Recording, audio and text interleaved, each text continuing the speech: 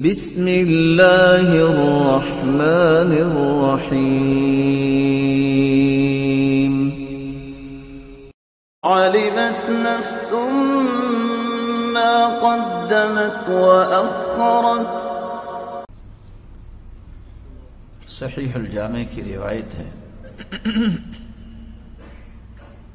اللہ کے رسول صلی اللہ علیہ وسلم نے فرمایا، ان اللہ اذن لی ان احدث عن دیک،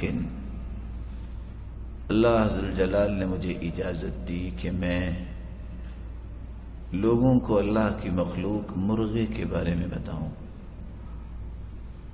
رجلاہ تحت الارض، اس کی ٹانگیں تو زمین کے نیچے، وعنقہ مسنیۃ تحت العرش، اور اس کی گردن اللہ کے عرش کے نیچے ہے۔ اور حدیث منہال یہ بتاتی ہے کہ زمین و آسمان کا فاصلہ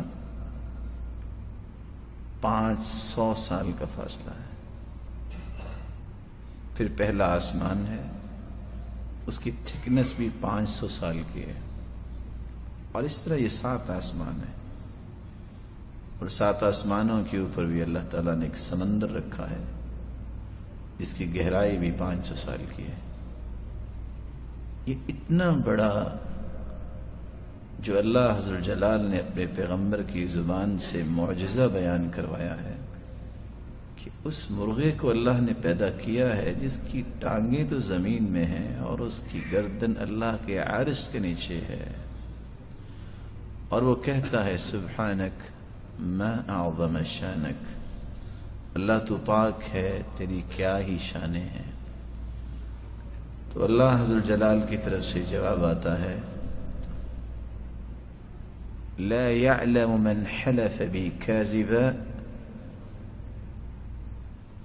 جو میرے نام کی جھوٹی قسم اٹھاتا ہے وہ اس عظمت سے واقف نہیں ہے۔